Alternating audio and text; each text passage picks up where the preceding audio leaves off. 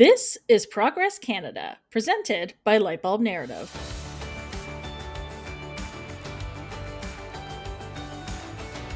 We are back with another targeted panel, which is, of course, our digital politics panel on the Progress Canada podcast. There's a lot of P's in there. Today, we are joined by our esteemed panel members. I'm going to open it up for them to describe themselves to you and their backgrounds in this world. Johanna, maybe we can start with you. Hi, everybody. I'm Johanna Robinson, and I am the former Director of Digital Communications and Strategy for Prime Minister Trudeau. Alex? Thanks, Teresa. I'm Alex Mather. I'm former Senior Director at Blue State Digital, President Obama's campaign strategist, and Senior Advisor in the Office of the Premier under Kathleen Wynne. And Daryl. And I am the former Digital and Creative Director for the Liberal Party of Canada, as well as a former advisor to Prime Minister Trudeau in the file of advertising, and now a freelance digital and creative communications specialist. And I am, of course, the one who is always here for all of these panels. I am Teresa Lugoy, and I formerly served as the communications coordinator and digital fundraising lead for the Ontario Liberal Party, both at headquarters and through a number of elections, as well as the director of communications for Ontario's Deputy Premier, and as a speechwriter for Premier Kathleen Wynne. So we all have interesting backgrounds in this and have been doing it actually for quite a while. So we hope we have some expertise and good insights to bring to you on some of these topics. So what we're going to be talking about today is we're going to do our usual digital ads market. We're just going to spend a little bit of time on that because we're actually doing a deep dive today on the future of digital campaigns. We're going to be talking about an article that is actually from U.S. politics, but we think is relevant to some of the conversations we're having in this country. And then, as usual, if we have time, we'll see if we get to it. We're going to share our latest digital hits and misses. So there is always a little bit of time for our ad discussion, and of course, that is led by Daryl, which I love because I get to stop talking for a bit. Daryl, go ahead. Thanks, Teresa. So after we talked about this pretty in-depth last time, just a quick update for folks. The Conservatives are still very much outspending the Liberals.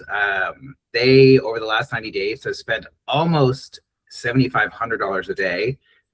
It's down to about $2,500 a day over the last 30 days, all on the Conservative Party page, which is, as we talked about last time, contrasted with the Liberal strategy where they run ads on both the party page and the Prime Minister's page. But over the last both 30 days and 90 days, the Conservatives were spending over 2.5 times what the Liberals and Carney are spending, at least on the Meta platform, which, as we've talked about before, we use as kind of a representative sample of what they're doing digitally. Over the last 30 days, they've been pretty specific. 2 content acquisition campaigns are running, one on freedom of expression and religion, and the other one about ending the temporary foreign workers program, as well as 2 video ads that are running. One that seems to be a new video of Pierre Poilievre's stump, and then another one, which is the grocery affordability video that we saw still running the last time we met and chatted digital. Quickly over to LPC. They've been spending just over $2,500 a day over the past 90 days, scaling down to about $1,000 a day over the last 30. Split again between LPC and the Prime Minister's page, with over the last 30 days, the breakdown being about 1 to 4, with 4 times as much spend happening on the party pages.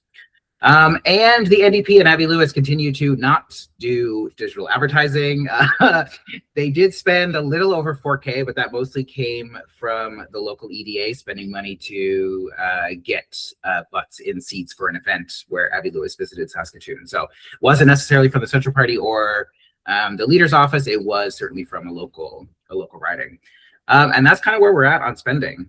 So really simple. We're kind of in that time where we're just constantly content acquisition, making sure that we're adding new people to the roles, and spreading the message, because especially now that we are sitting with a majority government, election seems far away. And so I think that's why we're seeing a bit of a pullback on everyone's spend over the last little bit.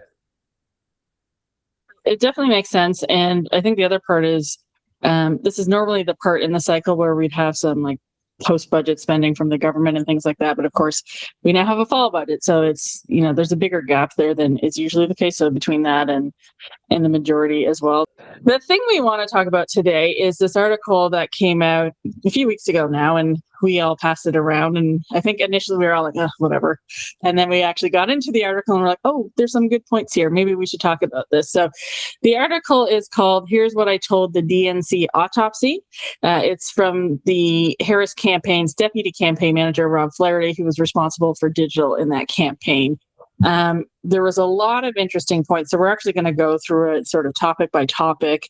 The first really headline thing for us, I guess, is the idea of digital for campaigns and how important digital is. So one of the most important arguments that the article actually makes is that digital is not a campaign department anymore. It's something that actually touches, to quote the article, touches every core function of a campaign.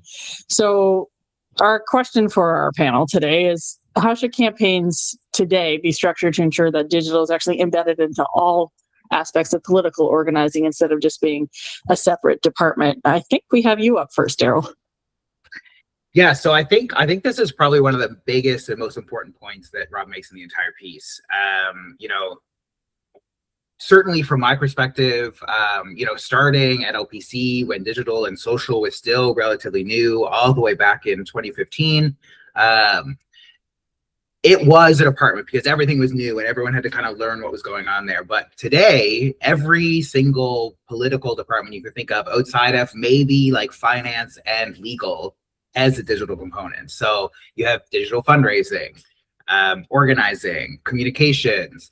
And so kind of relegating all of the digital stuff over to that team and they're going to handle it doesn't work anymore. Because each of these departments needs to have effective digital strategists working alongside, making sure that the digital layers make sense with the offline layers.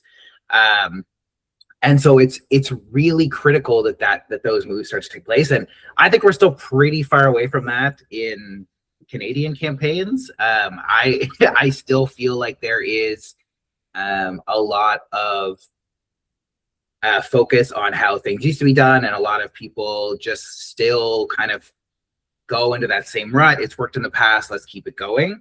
And then the only other thing I'll say on this is, like, especially because digital has been new and everyone who's kind of worked in this field has really had to do innovation and innovate every kind of time that something new comes up. I think it's also important to kind of embed that innovative new age digital thinking into other departments to try to change maybe how they're doing things and just maybe put a different spin on something, give them an opportunity to learn something, do something a little bit different. And I think it could only go well, both in terms of obviously making sure that digital ladders up to the whole rest of the campaign, but also, like I said, driving some innovation in some of these departments and getting them to think outside the box and how they could do things differently. Like Daryl is bang on, like digital arguably is so critical to a campaign now. Like the importance cannot be overstated. And I'd actually go further beyond just like the organizational and structural component. It has to be a cultural change, right? It's a cultural shift in terms of thinking how you look at digital. And, to Daryl's point about innovation, that needs to be part of it too. So early days, 2015, 2016, Trudeau's director of communications, Kate Purchase, she fought for comms to be at every single like big meeting, whether it's policy, field, regional stuff. Comms was at the table to have input on what was being decided. And I think that has to be the case for digital now, right? Rob Flaherty being the guy who authored that article is interesting in and of itself, because to Daryl's point, the progress of these structural things exist on a continuum, and the US is pretty much always ahead of where Canada is in these things. And he was a digital guy and was made the Harris deputy campaign manager, which is itself a step, to Johanna's point, in that direction. But still, as folks who will listen today or read the article see, he's still got lessons for how they could do it better. And I think one of the things you see very often here is that the campaigns wind up treating digital as a service delivery department the digital team gets brought in last after the policy is written, after the event is planned, after the ad is produced, and then they're just asked to repackage it on social media. And that's not the way to do it. And I think one of the things that we see as well, reflecting on my time in government, is that you see the same thing there. And it's very much the same people who wind up running it in government if they get to form it. And for those of you who don't know, typically the way it works, you've got your comms team, including digital comms, nested within that, reporting up into a comms director. Your policy team reports up into a policy director. Your stakeholder management group reports into another director. And depending on the size of the campaign or the government, those have more or fewer people, but that leads to very siloed outcomes. It is inherently siloed, where policy isn't really thinking about how a thing is going to land with the public, and comms isn't thinking about how an announcement is going to land with a particular stakeholder group, and so on. And so there has to be some degree of specialization within each of those as well. Like these guys mentioned, the press secretary has a very specific job to do. Obviously, tour has its own job to do, but there is a specific subset of talent specific to digital.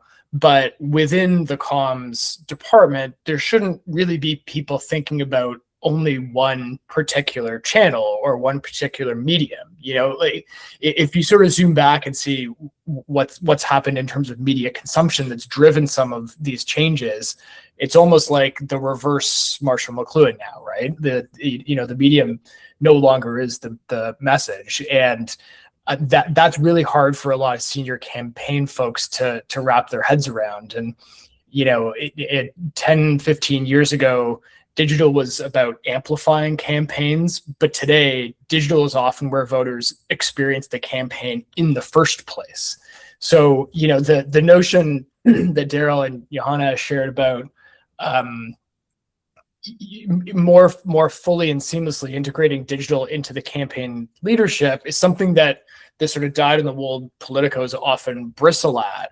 But I think it's just the way the world is now, for one.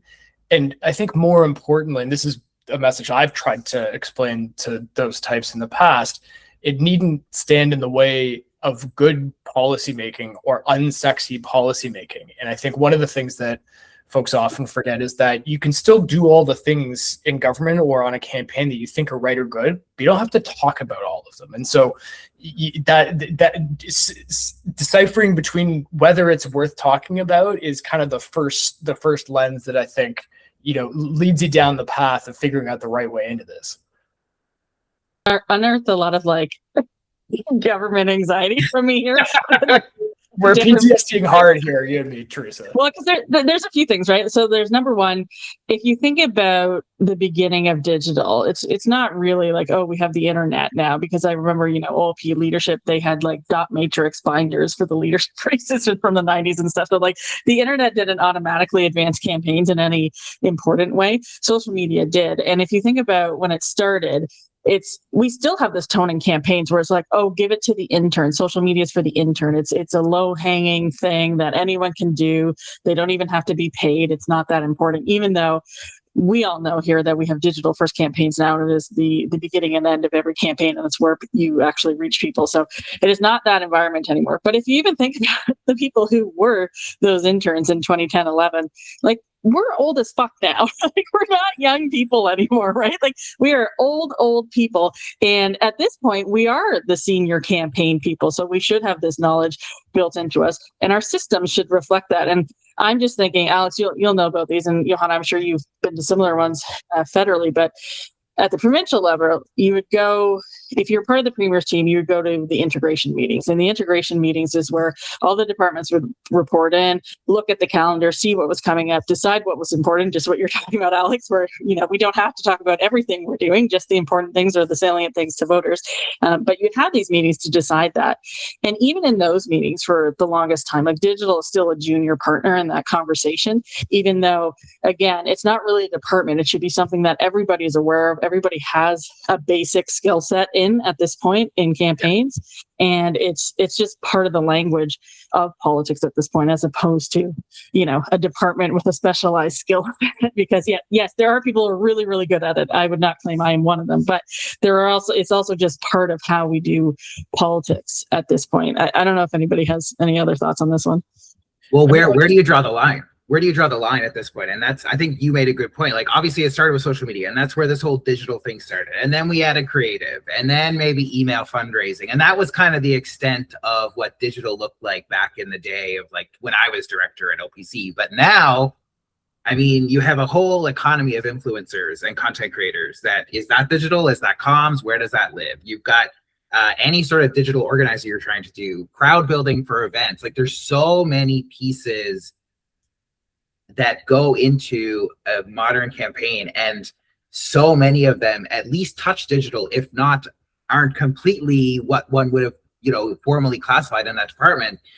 So, you know, that in and of itself just says, you know, you need senior leadership focused on integration, strategy, making sure that everyone knows what they're doing, and letting the folks in the individual, like more classic verticals like fundraising or field, access skills of digital people without it acting like a service department, as Alex said. Yeah, I mean, the last thing I'll say on that, to the point that Daryl made, is I think there is still a pervasive hierarchy that comms folks and non-comms folks within the campaign world place upon different parts of the comms job specifically. Like, there's, even though print media and TV media, you know, in terms of consumption and influence, has really taken a backseat in terms of where the voters are, especially persuadable voters, there's still kind of an allure or a sexiness around that job. People think, oh, I got tapped on the shoulder to go, you know, sell this thing to the journalist. Like, that's a really important job. And like, there's almost like a romanticizing of that relationship. And it's like, but digital is treated as this, like, you know, ugly, weird cousin. It's like, oh, there's the grassroots organizing weirdos and the, you know, digital fundraising nerds. And then, you know, yeah, the intern who has a TikTok account, right? I mean, I'm aging myself here now with that, but there's still this weird sort of pecking order that you see, and it leads to bad prioritization. I think there were just two things I would say. The first was when Alex was talking about digital coming in at the end. Honestly, so triggering. Okay, like, that was So always much. the battle, right? Of trying to get in earlier, trying to be in the meeting where you can actually shape how the event unfolds. Because, hey, we want to get a shot, or, oh, we want to build in time to shoot a little video right after or right before. So I think that has to change too. And I think it has shifted. And certainly if you have folks who understand the value of digital, it becomes part of, you know, the politician's schedule, right? It's built in. The other thing I would say on your last point, Alex, is, you know, you still have to make the case for digital a lot of the times, right? You have to put forward basically an entire case for an hour of shoot time, where you want to get an hour brief to, you know, prep for an interview, no problem. Like, there's something backwards there that needs to shift. Especially when you think about like how many eyeballs are going to be on that interview versus perhaps that digital piece that's honestly not going to be shifting where people traditionally think it would be shifting to. So again, yeah, I think your point is very important, that even having to make the case is a little ridiculous. But I think a lot of that is, again, decision makers in these organizations just don't understand these things, and therefore they don't value them.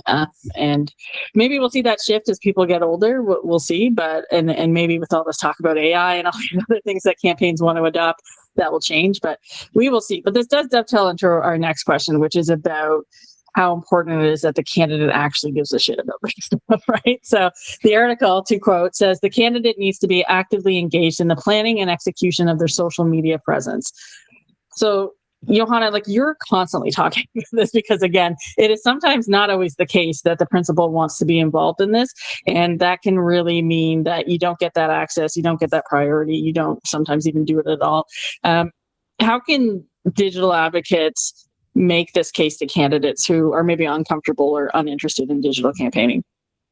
It's a It's a great question, and honestly, an important one. Although I will say I was very lucky and very spoiled. Prime Minister Trudeau understood the value. He was always game to try new things.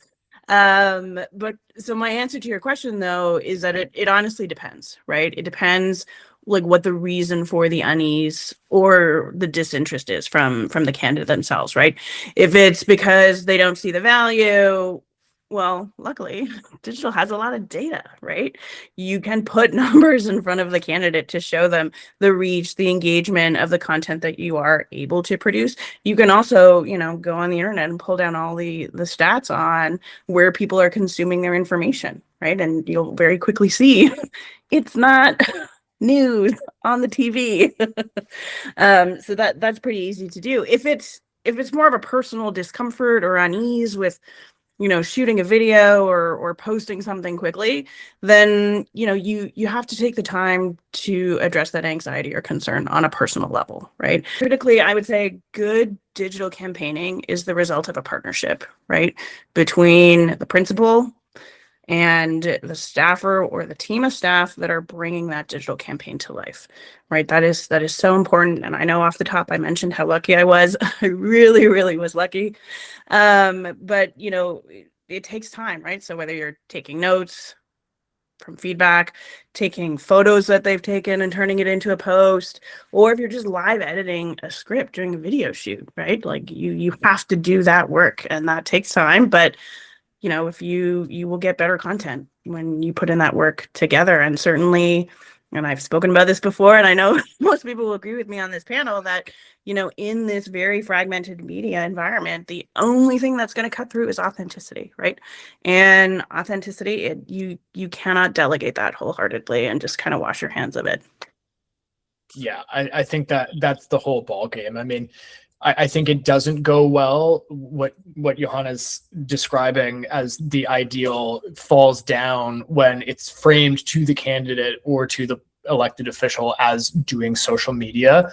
That's if that's the vibe with which they're approaching it, you've already lost.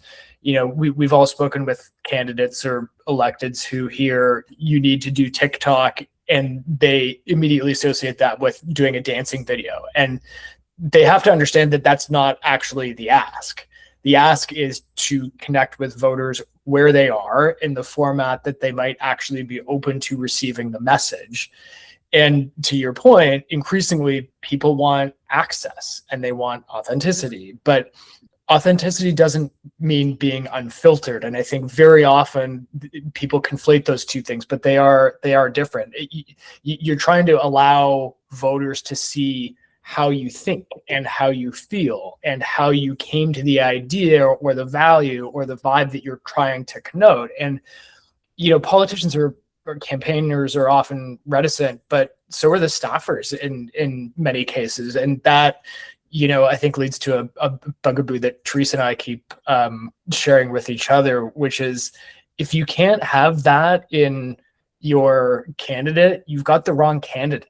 And you need to do a better job of candidate selection. And that's the type of thing that campaigners should be thinking about when they do candidate selection. In many ways, I think the politician that people think of right now when they think about being successful in this way is, of course, Mum Donnie. Teresa's chuckling because reference number one. it won't be the last. But my own personal take on his popularity is that he seems young and hip, which of course he is, but I think it's more so that he comes across as being just genuinely happy to be there, in it for the right reasons and passionate about it. And if you have a candidate who doesn't tick all three of those boxes, or at least two of them, you don't have the right candidate and you need to start again. So that's the kind of thing that you have to be thinking about off the bat when you're selecting the person. Just before Daryl goes on the Mom Donnie thing, I don't know if you guys saw, he just put out a video basically welcoming people to New York for the World Cup. And the responses I saw on social media was put this on when you land at the airport. Like people want it on the TV screens in the back of their seats when people land at the airport. Like that's how much people connected with his excitement about the city and his pitch of the city to the world.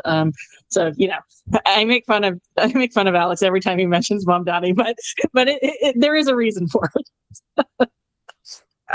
So to jump on that, the other person that I would say people maybe think about is AOC. And there was a specific reference in the article where, AOC went on the campaign trail with them for a whole day. And when she came, and now she's definitely a special case, and I'm not suggesting everyone's going to be like her, because she also does her own stuff. She will have no problem getting on an airplane and filming a video and posting it to Instagram. That's not a problem for her. But the real crux is that, when she was there, she knew what she wanted the story to be. She knew what she wanted to capture. She knew what she wanted people to take from the day. And I think that's really what it is. And that's the same whether you're writing a speech or you're going to glad hand at an event. Like, you have to, as a politician, have the wherewithal to understand what you're doing, how it's going to be perceived. And that has to extend in 2026 to social media, to other digital channels. You have to be able to see what you're doing with that external framing and understand the story you're telling and understand how it's going to connect with people on those different platforms. And I think that's really the crux of this whole thing. Because to Alex's point, like, not every politician is going to be, doing their own TikTok. That's not necessarily what the goal is, but they have to understand it enough to know, what is the audience that's on there? Who am I speaking to when I'm on TikTok? What do they care about? These are just general knowing your audience and speaking to them. We have to get these politicians who have been so used to doing, only the speech, interview, glad handing, there is other things that in 2026 you have to be able to do. And you're still just trying to tell the story of you as a candidate. It's just, there's different platforms with different audiences and different requirements these days. Unsurprisingly, I'm in violent agreement with you guys. But I would say, like, one of the most important parts about it is we've talked about authenticity constantly, and I think there's nothing more important than that to your narrative as a candidate, a political movement, whatever it is. But that also extends to how you use these platforms, right? Like, I think to the point made earlier, like, it isn't just going and dancing because it's TikTok. It's figuring out what your version of a TikTok presence looks like based on your skill set, based on your experience. So, you have the governor of, what is it, Kansas? I don't remember what state it is. He's been very supportive of LGBTQ rights, even though he's in a far red state normally. And he started a podcast, but it's very much like based on his values and isn't like, what AOC's podcast would look like, right? Like, everybody comes at these things. If you're doing it successfully, it's going to still look like your brand. It's going to still sound like you. It's still going to be your narrative just on that platform. And that isn't to say that, like, you ignore the specifics of that platform, of course. But it's also sort of understanding what your version of that looks like. And I would say on TikTok too, like, there's such a simplistic understanding of that platform. So obviously I was not on that platform in any way in John's podcast, but that's where people are. But if you even look at how that platform is changing, yes, it is a lot of like the citizen journalist kind of vibe on there. So like there's that tone on there. But I think people have always thought, oh, it's like silly videos and that kind of stuff. But TikTok even now, like they're extending to 60-minute videos on there because they're trying to compete with YouTube, right? So the platform itself is changing because of the user base on it. And when I look at our channel, our TikTok users, like, they are senior citizens.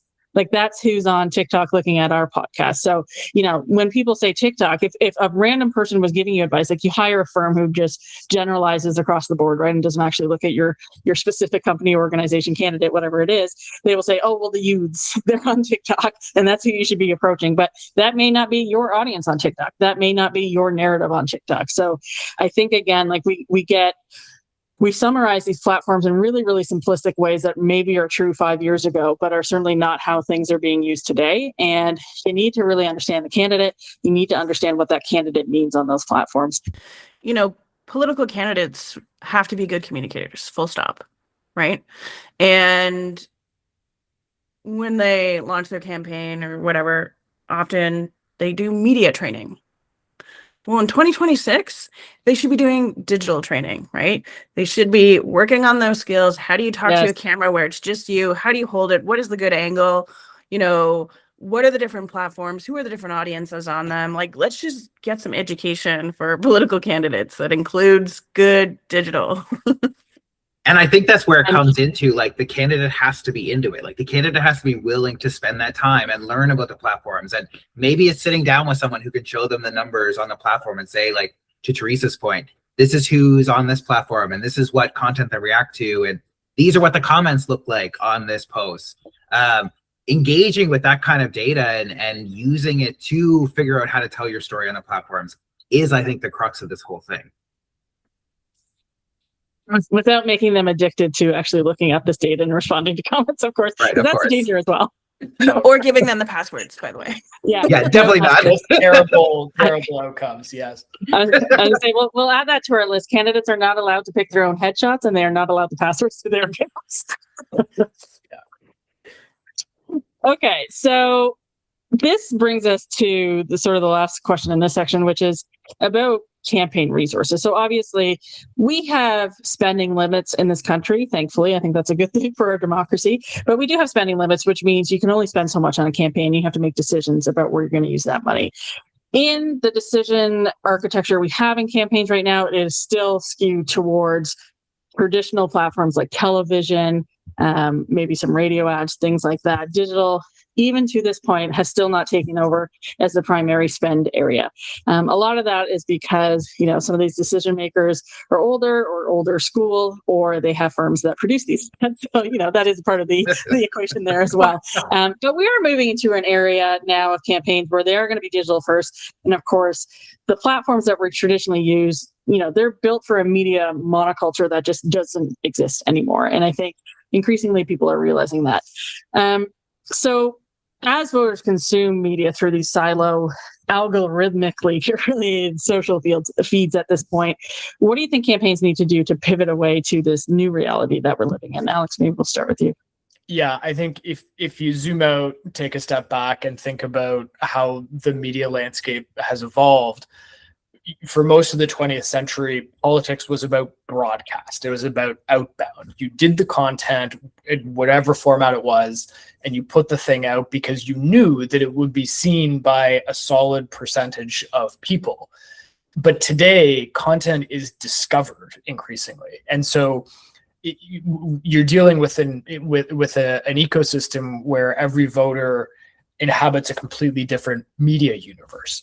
There's still a group of people who are engaging in some sort of shared political conversation on a CBC or a CTV, either on TV or online. There's still a group of people who are doing the same through the Globe or the Post or the Star or local papers, again, either digitally or in hard copy. But the difference is that those people are seeking out politics. And the increasing majority of people are only engaging politics if it finds them. And so that's a fundamental shift. And you've got different audiences that are on those groups than you have on Reels or TikTok or YouTube Shorts or podcasts or Reddit or WhatsApp groups. I mean, people are consuming politics fundamentally in a different manner as it comes to them. And so, I think campaigns very often spend too much time thinking about platforms and not enough time thinking about audiences and who they're trying to target and what they're going to be receptive to hearing.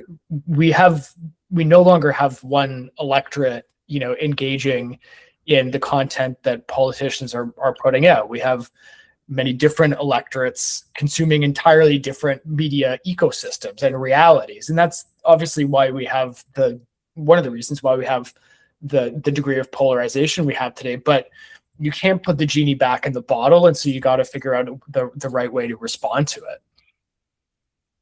Yeah. And I love this point, and I think Rob makes it in the article too, but there's no longer a captive audience for political stuff. People aren't just consuming it because they're watching TV and there's an ad that plays between things. Really, that's sporting events, which are super expensive to run ads in, or maybe at this point you're running ads on Netflix or, in a streaming platform, whatever. But even further, like I think the next step, which like ultimately we have to start thinking about, because we haven't even caught up to this stage, but now people are even moving away from these algorithmically based feeds. They're going into personal relationships with creators. Patreon's a great example here that has just exploded over the last so many years. It's maybe you find them on Instagram or you find them on YouTube, but then you go and you pay a monthly fee and you get their content directly. You start engaging with individual creators, and it's really kind of taking it to the next step. And you're dealing with Patreon, Discord groups that are private and you can't really access unless you're whatever WhatsApp group, which you mentioned, Alex. So we even have to start thinking the next level, like how are we going to that place? How are we building environments and communities that people want to be a part of digitally that can then also serve as messaging vehicles for a campaign? Because I think that's what the big goal here, and I think it's especially true for political parties. It's a big lift. It's not something you can necessarily do. It's definitely not in a 36-day campaign, maybe in a 72-day campaign, but God, hope we don't have another one of those ever again. But it's just impossible to build that kind of infrastructure, that kind of coalition among these different communities, these different audiences during an election. So I think this is something that parties should really be doing a lot more of, building these groups, figuring out ways to engage with people in these kind of private, semi-private places online, because I think that's where ultimately we're moving, especially with the increase in AI slop in these platforms. You know, it could go either way, but ultimately, I think that there's a very good chance that some people might just start, like, that might push even more people to these more private social platforms. Yeah, I think basically what both of you are saying, and I totally agree, is you need more content in more places from more voices, right? And I think there's sort of a golden rule, and it's not just for digital, right? You have to meet people where they are, right? And you have to create content that is developed specifically for that audience and shaped and developed for that platform specifically, right? For it to be engaging. And if it's not engaging, well, guess what? Your reach is going to suck.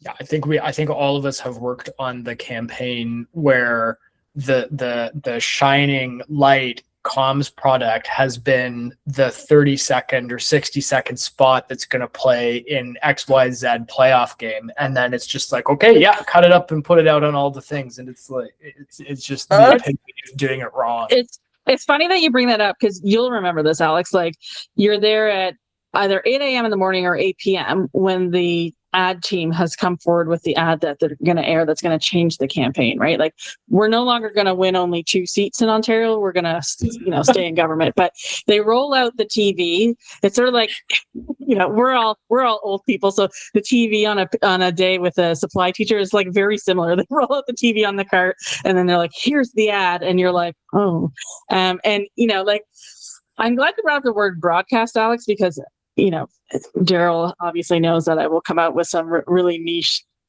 thing that, some nerdy topic to talk about. But broadcast, as somebody who used to work in the Ministry of Agriculture, the term broadcasting, of course, comes from agriculture because it's about throwing seed. And you have no actual target for it. Johanna's like, the hell? What? But it is an agricultural term. You broadcast, you throw out seed because you're casting broad. So you throw out seed onto the land and you wait for the product to grow. And that's where the term broadcasting for media comes from. And what you will know from that description is that it is not targeted in any way, right? It's just throwing shit, seeing where it'll land, maybe it'll grow. And we're beyond that now as communicators. That is just not something that is terribly effective anymore. And, Daryl, you were talking about the sports ads. So I was watching the Blue Jays game on the weekend with my nephews, and we got them to sit through 7 innings, which is impressive. They're very young. They're 5 and under. And I'm watching it, and I see, if you watch a Blue Jays game, I've watched almost all of them this season. If you watch a Blue Jays game, over the course of the 9 innings, you will see probably up to 5 Protect Ontario ads from the Ontario government. And so we taught our nephews that these are bullshit ads and, boo them when they come on, as any good Liberal would do, of course. But, they recognize how repetitive and annoying it was and how not targeted it was. And of course, even the message isn't targeted. It was talking about nuclear power and whatever. It's not a specific program that can help people, just really generic, like, waste of money, taxpayer dollars and all that kind of stuff. But that Doug Ford's government and most governments, that is still the process that they do. Maybe they do other things as well, but they still focus on those TV ads.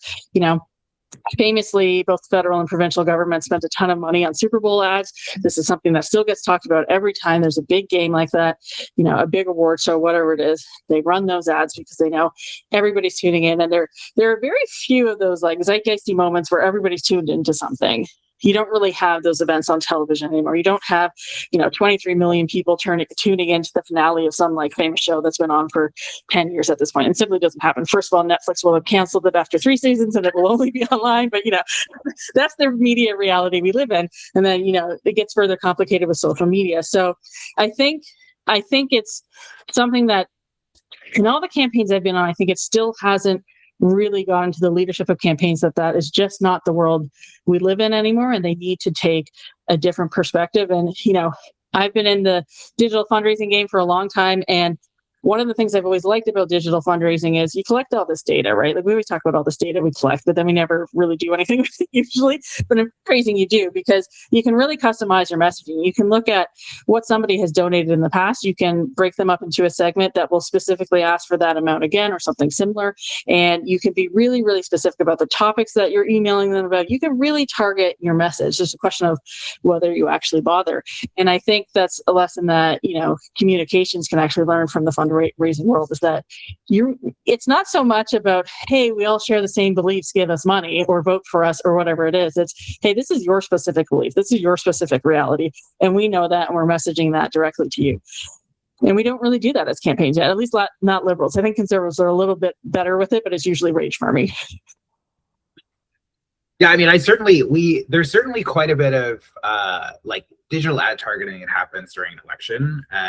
Certainly, like I've seen under the hood of those campaigns, and they're intense. Like they're very highly targeted. But those are kind of unique situations during a campaign when there is a lot more money and focus kind of put on that. You're still dealing with all the bullshit that Alex and Johanna pointed to, like getting a final product and being like, okay, go make it digital, or you guys even mentioned earlier, like, the policy's already written. Most of the time, the comms plan is already done, and then digital gets it. It's like, okay, well, just add on, I guess. I don't know.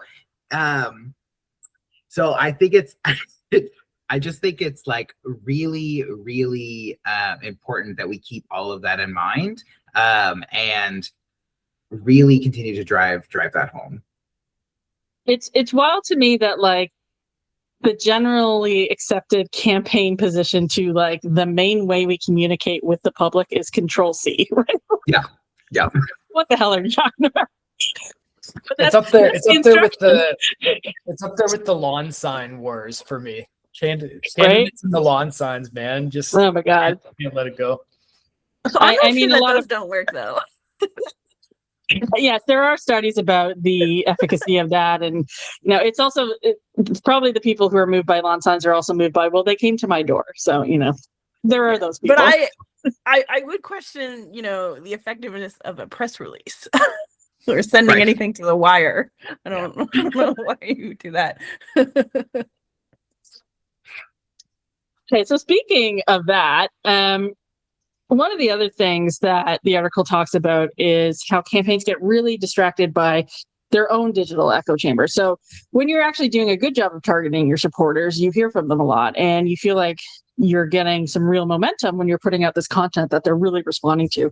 And you need them to do that because, of course, part of campaigns is driving your own supporters to the polls and making sure that they're amped up enough to go show up. But at the same time, it could mean that you're missing whole segments of the population who that just means nothing to, and they're just tuning it out completely. So the question is, and this is for Daryl to start with, how can campaign operatives, fire up their strongest supporters while also still persuading those undecided voters who are usually on a different message track? It's a great question. I think we've actually touched on it like several times already in this answer. And I kept thinking about this one thing that Rob had said, and I was saving it because I know I wanted to use it for this answer. But in the article, one of the suggestions that he puts forward is, instead of thinking about campaign teams in our classic verticals where we're thinking about functionality, instead think about targets.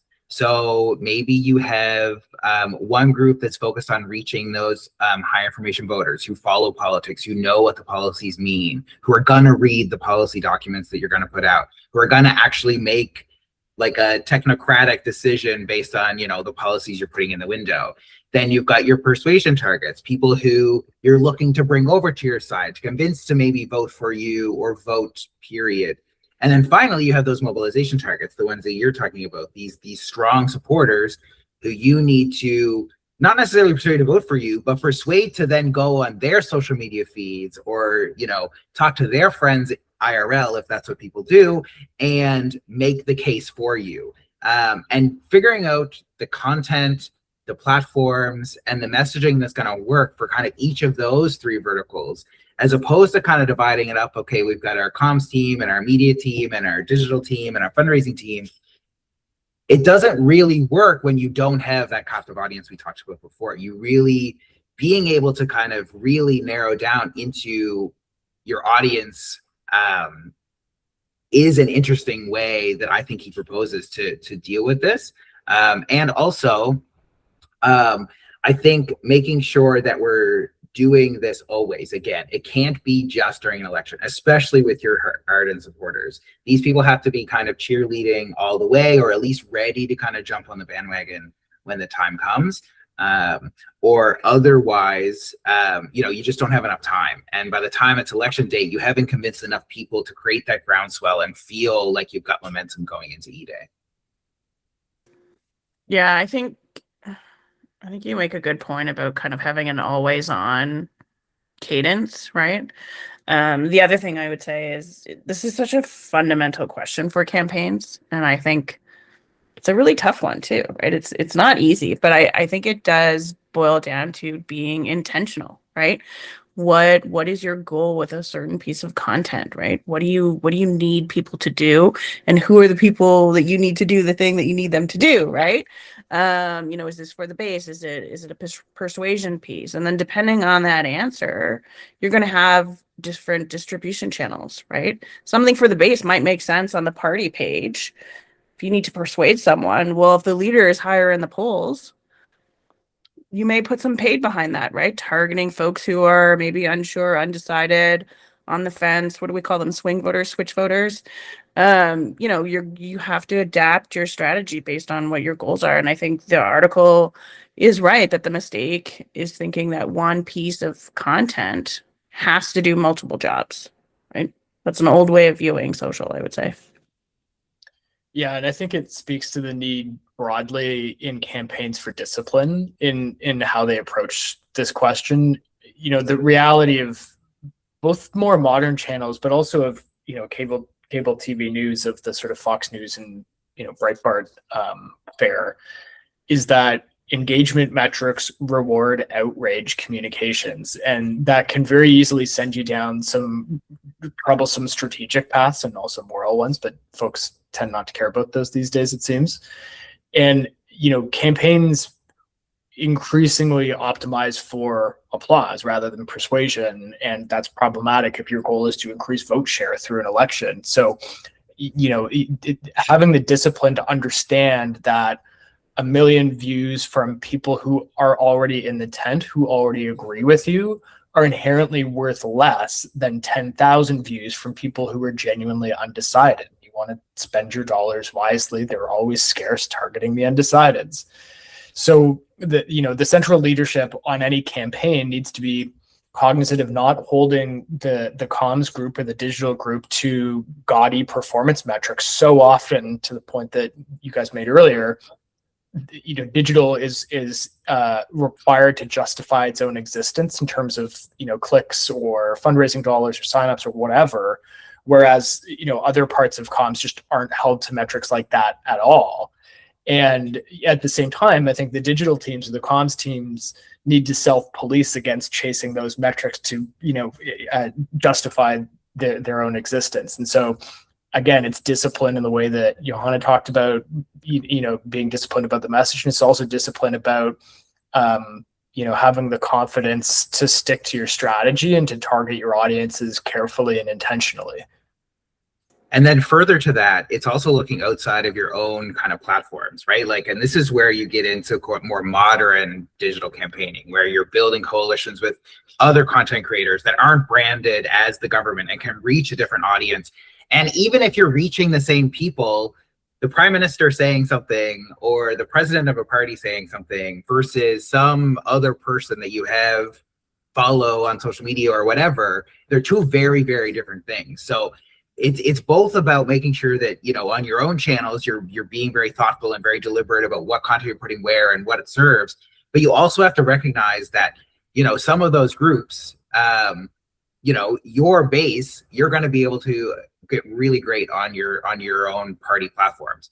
Persuasion is going to be a lot harder because they probably don't follow you, or if they did, you know, they'd be in a different layer of the funnel. So I think it also points to that, the real need in a modern day for parties to continually be building that base of creators, podcasters, whatever that they can, you know, go to and work with when the time comes.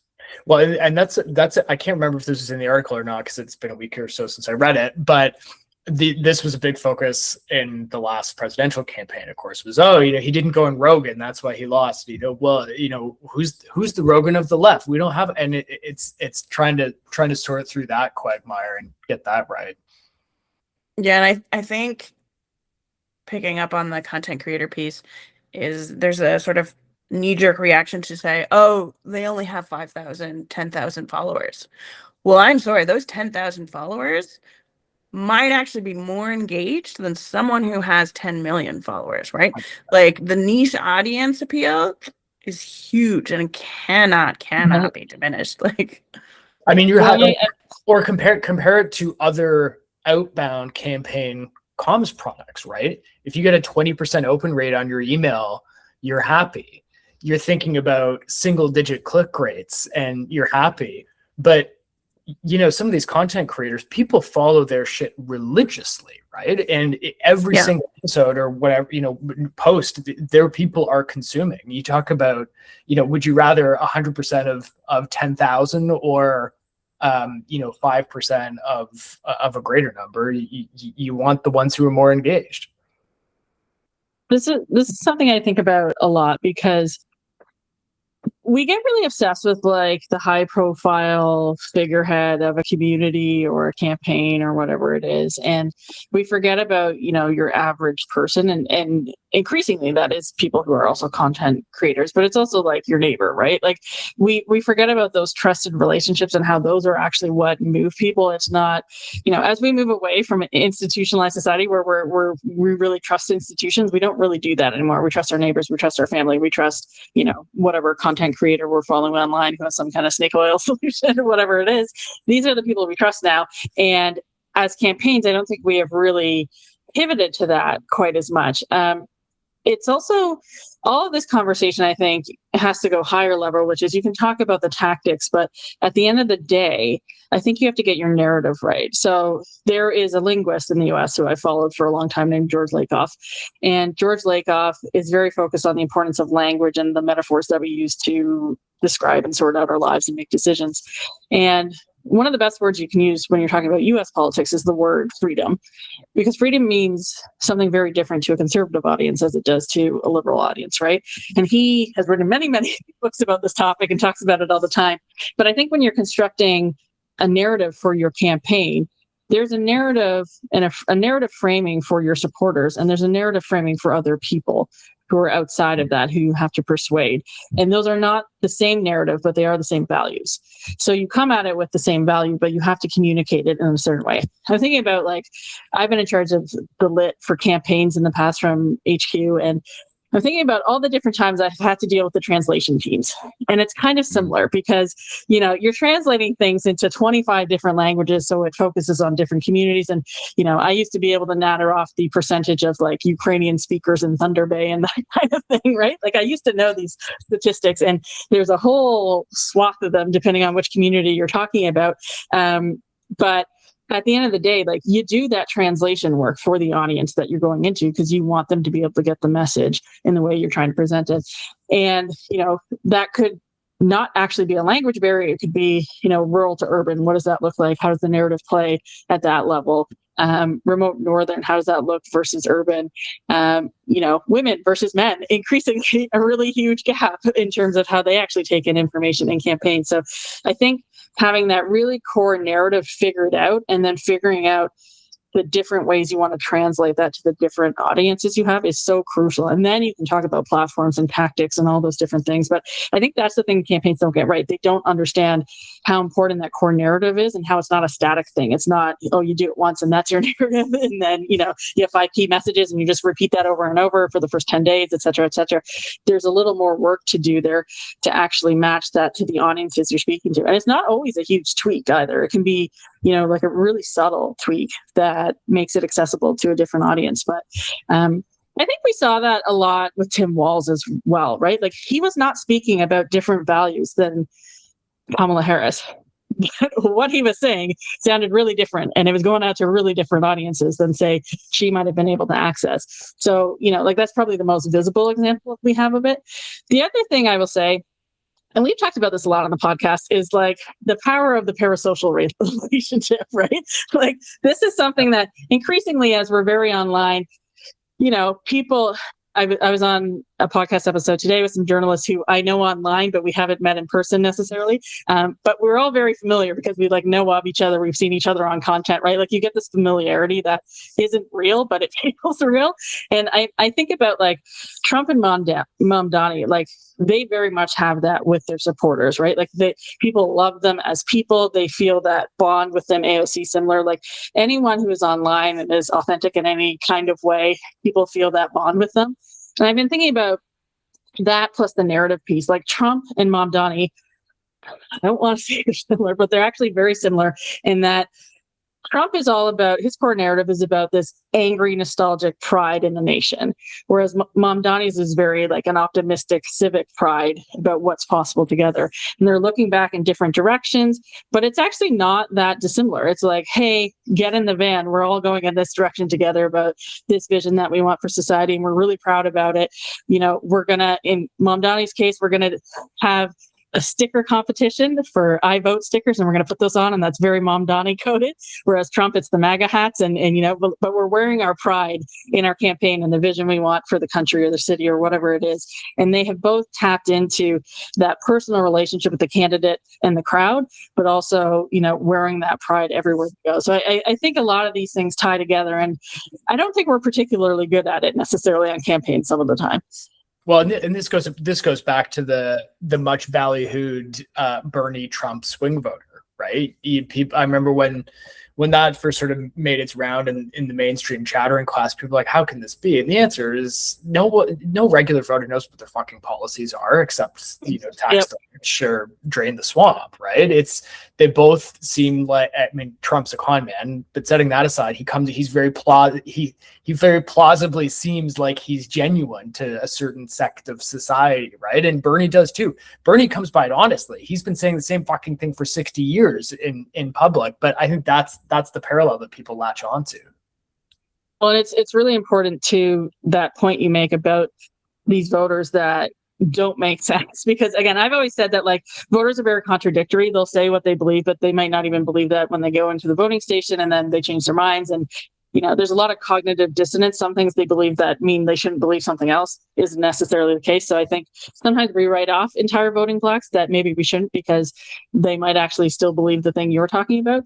But there's Obama-Trump switch voters, there's Mamdani-Trump switch voters. Like it doesn't make any sense, but it is something that exists. And I think that's because voting is largely a vibes-based thing. And people go, I like what you're saying. I think you'd make similar decisions as I would. Because I always say like that is the one thing that people actually vote on is, would you make the decisions I want if I was the one doing it? And so people vote on that, and it doesn't always make sense. But, we had like full on anti-Black racists voting for Obama. And I always bring that up when people are like, we've got an Ontario Liberal leadership race, and people are talking about whether people will vote for somebody who wears a turban, and they're like, oh, we're just too racist of a province. And I bring up that Obama example because I'm like, I don't think you can make these assumptions about people, even if they are fully racist, for example. Like, people are really, really weird when they get in a voting booth, and they make interesting choices that I think as politicals, we make a lot of shortcuts about because we just want it to be easy to figure out and just move with our day. But people are complex, it turns out. Well, that's why I really like the idea of focusing that he put forward, of focusing on these different verticals of different groups, because as people who work in campaigns, we are usually thinking about the technocratic ones. We follow the policy. We care about what the politicians are saying and what they're going to do. And that's not necessarily, and for no shade to anyone, but that's not necessarily how everyone is going to do it. So having someone who's really focused on that and not necessarily worried about what does the policy mean and how do we really like make this so you understand it. That's not what we need to do. We need to reinforce the brand of the human that is running, because that's where a lot of people are going to vote for. They want someone they can trust, regardless of what policies are putting forward. What's going to happen in 2 years, and who do I want to be in charge when that thing happens, because I trust that they're going to do something that's good for me or what I would want them to do. So I think that's critically important to think about when we're talking about this. So I think we've sort of, again, a lot of these questions are like really interrelated. So we're sort of like stepping on future questions and things like that. But we did want to talk about the fact that, digital campaigners are often focused on digital tools. They're focused on tactics and platforms and tools at the expense of building a clear political identity, right? And we've talked a lot already tonight about how important it is to start with that point and then tie everything else into it. How can we avoid this trap in Canadian politics, Johanna? Oh my God. I think there's like one sentence you could say, and it's that, tactics don't add up to a brand, right? You need to understand the fundamental vision of that candidate. And the unfortunate thing is that digital suffers the most when a brand is fuzzy, because it is arguably the most visible expression of it today. And the least like curated, I would say, like, because Totally. it is supposed to be raw, unfiltered in the moment, even if it's not, that's what we always try to make it look like. So because of that, it is the most kind of unfiltered way of looking at it. From my perspective, I think it's got to be just around that coalition building, coming down to trust. It all comes down to trust. And we always talk about a lack or a lowering of trust in institutions and government as it relates to misinformation and disinformation, because they're very tied together. If we no longer trust that what the government is saying or what politicians are saying is factual or truthful, then it becomes a lot easier to be cynical, dismiss other people's views because you just think they're following someone that they don't understand is lying to them. So I think that's got to be really true. And it kind of ladders up to what I was saying in the last question, kind of, Teresa, as you foretold there. But that's got to come from this authentic brand, this being willing to tell the truth. Not always everything's perfect. If something's screwed up, it wasn't our fault or it was someone else's fault. Like owning mistakes, like all of that stuff, especially in 2026, has to be part of that brand building exercise to generate that trust and make sure that when stuff comes up, misinformation, disinformation, your supporters at least, and ideally more than that, have the trust to believe what you're saying as opposed to believing the falsehood or the disinformation.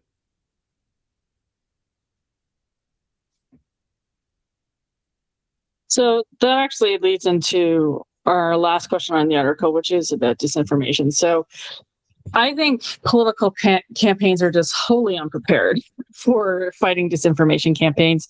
There was an article that I saw this week from the CBC talking about the Alberta separatist situation and how the Meta platform, it pays users to basically drum up eyeballs on their content.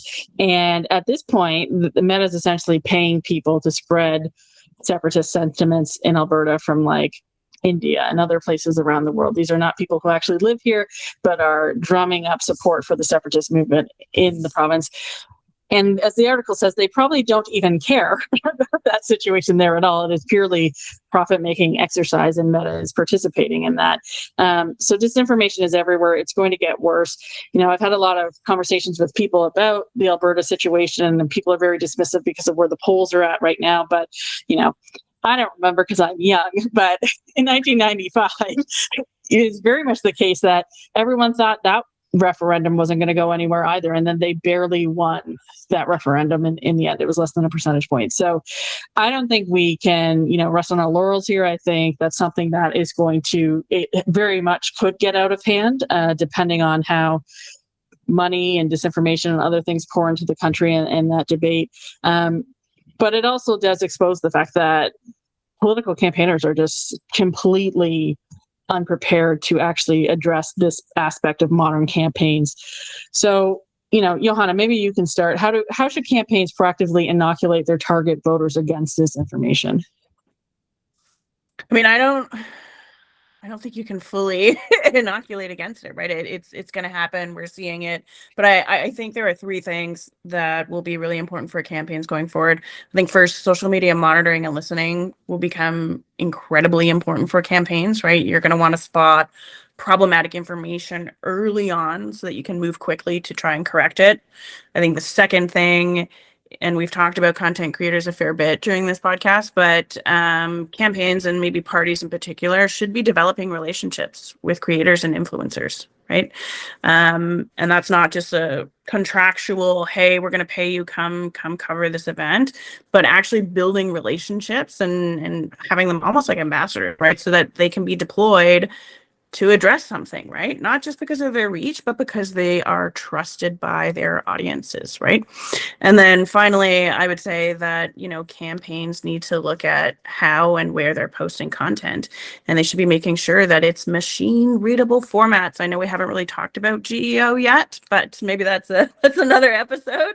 But you want to make sure that when someone is seeking clarification on an issue, the LLMs are going to be sourcing the right facts, or rather the facts that you want them to find. Yeah, I mean, I think Johanna hits it on the head. Those are definitely the three things I would recommend. Like, that's how you have to do it. I think especially, and we've seen this, we've talked about this before, like once disinformation or misinformation is out there and more people have seen it, it's really hard to put the genie back in the bottle. Obviously, people have their own personal thoughts they have. They don't want to be proven wrong. They just agree that it's a joke, but like still kind of believe it. So that's really important. Make sure you know where the conversation is going so you can get ahead of it. And then, like I said before, just building that coalition with supporters, making sure that folks, you have a trustworthy relationship with them and that they're going to, when you say something isn't true or point to facts, they're not going to just turn around and say that you're the one that's lying. So I think that's the other important piece.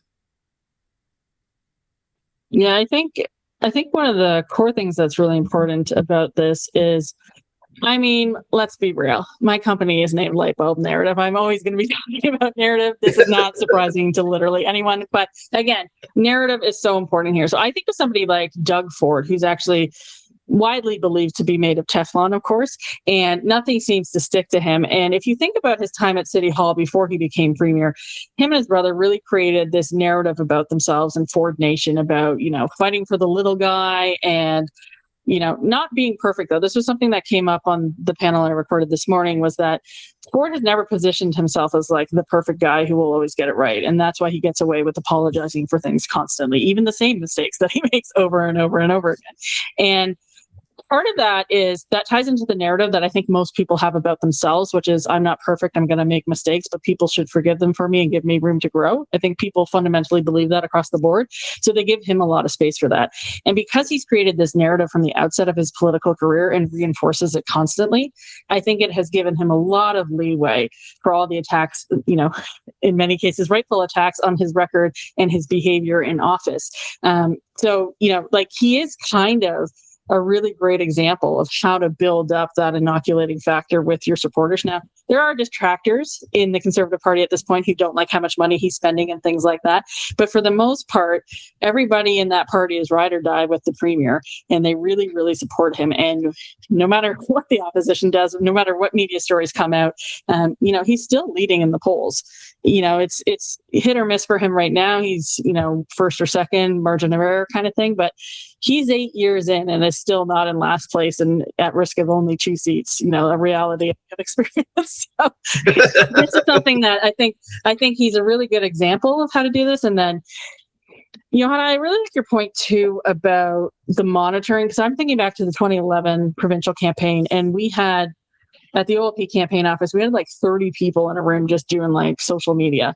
And a lot of that was monitoring. At the time, I was in the media monitoring room. I got to watch TVO, which was nice. At the time, Sun News existed, and I did not ever have to watch that. I don't know who I pleased in a past life, but I got to watch TVO.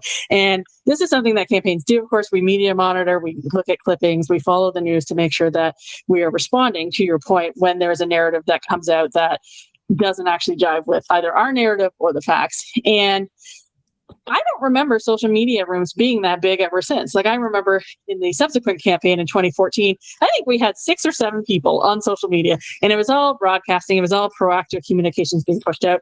There was almost no monitoring. You had tools that can monitor for you, but mostly it was more about pushing out your message than actually caring what the hell anybody else was saying. And I think we do need to get back to that and actually monitor these conversations. So I think that is an extremely important part of that, because you can't surface those issues early if you're not seeing it as it starts to trend, right? Yeah, I'm getting the tweet deck image. Yeah. Tweet deck. No. That doesn't exist anymore, right? So sad. Yeah, lots of triggering in this. RIP. Yeah. I missed that. You know, The other thing I would say on monitoring, though, you're right. It was like a team of a bunch of kids just kind of scrolling the internet. I don't really know how it worked, but parties need to catch up where brands are, right? There are systems that pull out information of where the conversations are, what's happening. Like, you can get super sophisticated in gathering intelligence on what's being said about your candidates, your brand, your policy, where it's being said, how are people reacting. And I think like investment numero uno for the next campaign is getting some sort of software program built in. I'm thinking of like the Sprout Socials of the world and things like that. And I haven't looked into it in a while, and I'm wondering where all that is going with AI. Like, I'm sure we're about to get to like a new emergence of what that looks like. Because of course, you had TweetDeck, and then that turned into Hootsuite, and then Hootsuite, had morality issues, I think.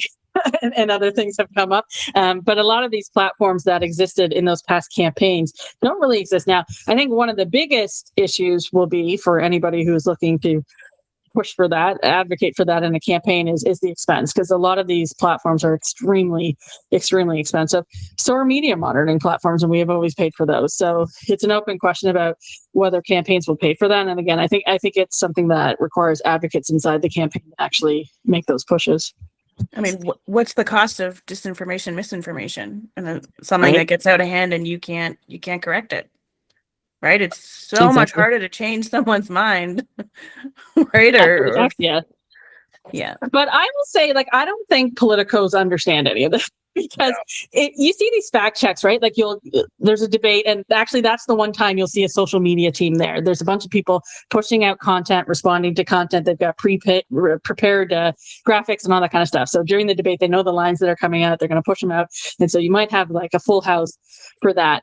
But then you'll see the digital teams post like a fact check, and they'll go, here's the lie. And then they'll say, fact check, this is the truth. And if we know how brains work, the first thing you see, primacy has an effect. The first thing you see, you tend to believe, especially if you sort of feel like it's true anyway. And then if you correct it afterwards, well, sorry, it's already in that person's brain. So I think as campaigns, we're very bad at this in general, because all the content I see like goes about these things exactly the wrong way if you have any understanding about how human brains work, of course. People think my candidate is out of touch and aloof. Here's why that's wrong.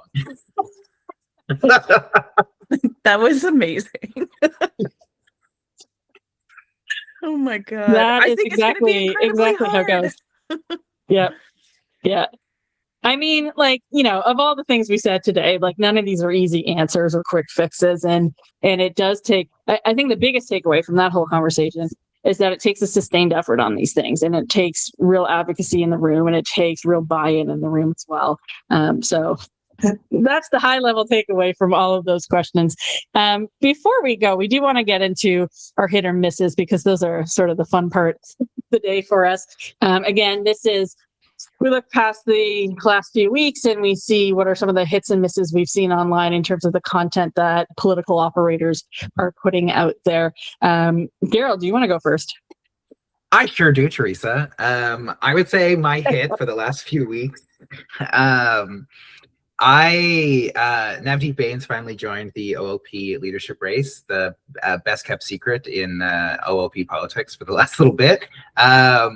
And I thought his teaser video was great. His little 5-second video, it was shared so much. And that's usually how I gauge how effective social media is in politics. Like how many people are sharing it and how many of those people work in politics. Because obviously if you work in politics, but even then, but it was everywhere. It was really good. It was like to the point, great.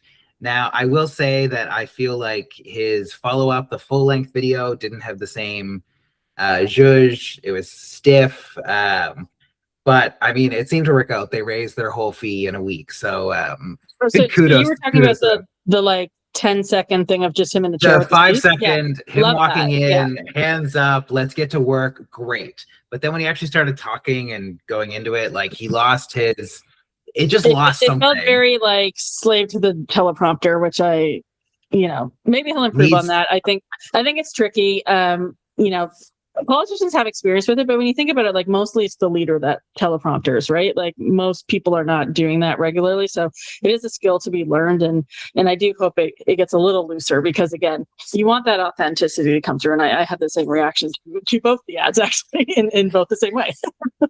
Or if they're not going to get good at teleprompter, then figure out a different format. Do interview format and clip it up. Right. Like clips of longer videos is what the internet is these days. So if you need to just like sit down with the person, ask them a few questions, get them to say good things like off the cuff, that's probably better than them awkwardly reading a teleprompter. And then my miss, I don't know how digital it is, but obviously it's computers. But I do think that the title of the government's AI strategy, AI for All, was a bit tone deaf. And then on top of that, I will say that I want to rename this episode. Obviously, it's computers. Actually, the whole panel. That's the new name. obviously it's computers. But yeah, I just feel like the title AI for All was a bit of a stretch, a bit tone deaf for what currently like polling is saying about, people's opinions on AI. And I understand that it's definitely a sales document. It is meant to increase those numbers. Anyway, those are my hits and misses. I'm just looking at its computer. I'm reminded of the funniest Trump thing that's ever happened was when he got in the Tesla on the White House front lawn and just looked around and said, "Everything's computer." Him and Daryl. Oh, great. Yeah, thanks, Alex. Yeah. Johanna? Oh my god, I might need a minute. Okay, my hit is a new account. It popped up on my feed, my For You page, whatever, who knows, however you want to call it, on Instagram, and it's a young woman who works for a politician in the EU, Sevim Actus. I don't know if you could put this in the notes, Teresa, because I'm sure I butchered her name. But her page, she really takes you behind the scenes. Like she'll put up photos and walk you through an entire day of covering a politician, going through meetings, videos, and it's just, as someone who did that work, it's so nice to see and see the same challenges, the same opportunities, the struggles, and a different way of doing it. And I think, in 2026, it's time that digital girlies share what they do with the world, because I don't think anyone thinks that politicians are really there running their social all on their own, even though we do advocate that they have a role in it. I did think of you when I was looking at it, because I was like, oh, this was her life. Because you got to meet really cool people while you were doing a similar job. And what I thought was interesting about it is that I suspect it had to have buy-in from the politician she works for, which is something that is so rare, like pulling that curtain back and showing people what it looks like day to day. Yeah. I know this is a big thing with, videos for politicians, not like a day in the life, and they walk you around what they're doing and all that kind of stuff. Sure. But this was a little different, and you never see it from the staff perspective, except when somebody's leaving their role at the end and they thank the photographer for all the photos they took of them for the course of their career in politics. So I thought it was really, really cool. But yeah, there's the underlying thing there that it's very cool that her boss was totally okay with this and wanted to provide, that kind of look into their day to day.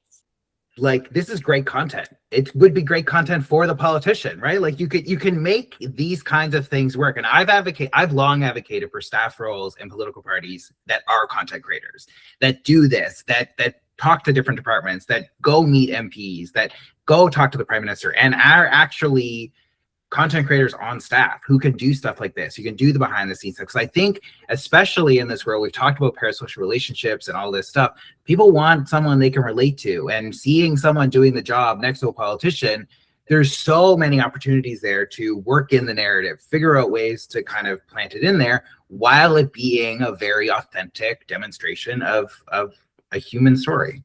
Like relatable to a different audience too, right? So in a way, she's like a little niche influencer. But no, it's great content. I love it. If I had to pick a miss, I don't like doing misses, I have to be honest. but Daryl's hit, I totally agree. I saw that teaser. I loved it. I was like, chef's kiss. That is the video. And then they followed it up with something else. And I was like, oh, okay. I have a question for you on that, because I was thinking about this before we came on, because Daryl added Now's video, and I was thinking Rob Serjanik also launched just before that, and he has his video. And I was thinking, is it us? Because I was thinking about, like, we've seen every iteration of these launch videos, right? And like what it means to be an Ontarian, a Canadian, whatever. We've written these launch videos, right? Like at a certain, film them, whatever. At a certain point, it's like, are we just immune to this sort of like narrative building about like the meaning of being in this province and this leader coming in? Like, part of me felt like, is there a version of this video that would move me? Like, I think back to when I was working at OLP, I got to work with the team who created Kathleen Wynne's running ad. And that was so different than everything else that had been ever put out, quite frankly, in politics. And there was a second running ad, and it wasn't nearly as good because the first ad had already come out. But like that ad was so different, so stripped away. It actually, if there is any comparison, it's the ad that they do in the movie What Women Want, where they do the Nike running ad, and that is a fantastic ad as well, and should have been a real ad. But it's very similar. It's like just you and the road. What does leadership look like? And it was an incredible, incredible ad. You know, obviously I love Kathleen Wynne, and that is the politician for me, but maybe it's partly who the politicians are, and I don't have that same relationship to them. But I almost wonder if I just don't give a shit anymore about this kind of narrative building, and that I'm just like immune to it. Like, do normal people react better to these ads? I mean, it's such a good point, because, you know, I think on a campaign, the pace is so frenetic and things move so quickly, and everyone is consuming so much content because they're doing all this media monitoring, and you know, the campaigns basically never sleep, that I think you can very easily lose sight of what normal people are consuming. And you know, there's obviously I follow a lot of fellow current or recovering political staffers on Twitter, and the number of people who see a new political candidate and go, oh, he did the Mamdani video style thing, is like, it's now like, it's not cool to do that as a political staffer. But it's like, yeah, most people didn't watch the New York mayoral race. Like, you're probably good if you're, you know, like a down ballot gubernatorial candidate in Iowa to do that style, if you think it's good for your candidate. And so I think it's just a good reminder to like step out of the fray a little bit and say, oh yeah, let's just try this. I mean, this goes to what Johanna and Daryl was saying earlier. Like, the other benefit of digital is put something out, test it. If it doesn't work, try something else, and just be ready to iterate and don't be too precious. I was gonna say that was my way of getting Johanna out of the negative frame. It's just, no, we're just jaded. It's fine. Well, this is why I always use what are people sharing, because like I agree. I don't think I'm a good judge of this anymore. And certainly, you know, as I spoke about earlier, we are the technocrats. We're the ones in the room. We know the policy. We're thinking about how it impacts things. So it can be really difficult to kind of take yourself out of that mindset and put yourself in the like regular person, or RP, as I used to call them, mindset. But I think that's why you use sharing. But also what I think is, if we see it and like, it might be good, it might be not great, but it might be bad, it might be good, but it's not great. If we think it's good, then it is great, and it can actually move the needle on something. If we're like meh, then it's probably just, you know, pushing the ball down the road a little bit. Well, and there's a related danger as well, which is that the staffers are all critically online people, and that you really have to take that hat off. Like, the video I have seen, it's not political, but the video I have seen on all of my channels more than anything over the last 72 hours, whatever, is the Knicks fan after the last game. My mayor is Muslim, my bagel is Jewish, my Christian is Dior, Knicks in 4. And you just know that somewhere there is a political staffer like chat GPTing different iterations of that for the next video, and they're going to do it, and it's going to bomb, and it's going to be like viral, cringeworthy. And so, yeah, don your RP hat often, Daryl. Yeah. Alex, all the Mom Donnie stuff you send me, and you didn't send me that. Rude. Look, you had not even Teresa, another terminally online person. I am terminally online, and I have not, and I've also been watching the Knicks because I'm like, they haven't won since before I was born. I love that kind of narrative. I'm 100% supporting them. I also do like that the Spurs, their fans are color coded. Like, this is how I'm basing my support. And this is based on nothing. But yeah, no, I'm pretty online in both those fronts, and I have not seen that. So that is interesting, and it just kind of speaks to, like, you don't know where things are actually going to end up and who's going to see them. My hit for this recent period that we're covering is Rocky Pancholi, who is the deputy leader of the NDP in Alberta. This was maybe a week or two ago. The UCP were putting forward their motions in committee, and basically they had the press release pre-written, and they accidentally sent it out before committee was even ended. And this was about having a referendum question on separation over the course of the fall. And so, as deputy leader, she got out there, and she had been in committee, and she had that like fire in her, that rage of like, how dare you break up the country behind our backs without our say, kind of thing. And my God, we're talking about politicians who actually know what they're doing with digital. So she was in a scrum. You had the CBC microphones and all the other microphones in there, and she's looking at them to make sure she's getting the shot for the evening news. But her camera person is just over their shoulder, and she is constantly panning to them. And first of all, the quality of the video is incredible. This is not a Stéphane Dion's kind of special here. It's an incredibly crisp video, and she's looking directly at it.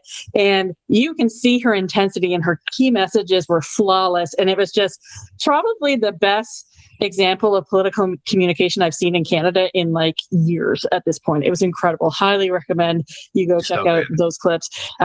I think that bodes well for the stay side if she can be pretty front and center, because as much as I like Nenshi, I don't think he has been great on these issues. I don't think he's been as good of a communicator as he used to be since becoming the party leader. So the deputy leader, incredible job. Highly recommend it.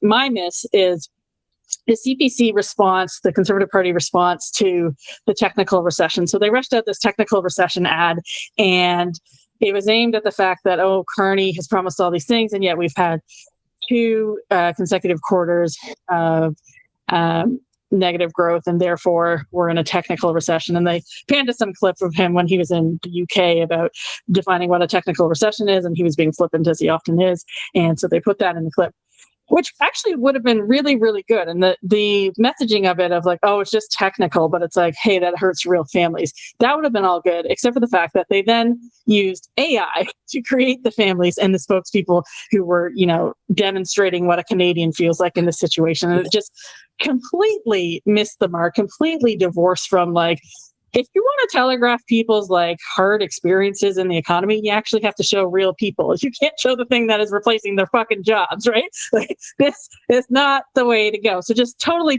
deaf, did not pay attention to anything, just like clearly rushed out. They're like, we'll just go to our local app and find a way. So once again, like demonstrating the lack of thinking that the Conservatives often put into their messaging. So there was that fact. And then there was the fact that, like, within the week, the numbers were rebounding. So we've got numbers that basically most of the job losses over the course of this year so far have reversed themselves in May. So again, their message was immediately undercut because they were trying to say, it's not a technical recession. It's like a horrible recession. It's going to keep getting worse. And that was Poilievre's KMs, and completely undercut almost immediately. So it's very like sky is falling and we're using AI to tell the story. So failure on both fronts with something that could have actually been an effective storytelling technique. So that's my miss. Is that AI for all? Maybe. Is it? AI for all, I mean, even conservative leader Pierre Poilievre. right, right. And Alex, maybe we'll wrap up with you here. I was on a digital detox in the UK, so I didn't see it, except for posting to my own Instagram because I'm a millennial. Okay, any other thoughts before we go in this super long episode, as we often do? That's the right answer. Okay, thank you everybody for joining us for this episode. We'll see how long it ends up after I do some very light editing. We will be back on future topics. There's a lot happening in the digital world, as we have discussed in the previous episode. So I'm sure something will come up very, very soon. But thank you for listening to us natter on, as usual. You've been listening to Progress Canada, presented by Lightbulb Narrative, a Canadian-owned company specializing in strategic communications, narrative development, and content creation. Our music today was composed by Elliot Middleton. If you enjoyed today's episode, please consider subscribing to access future episodes the moment they drop. Thanks for listening.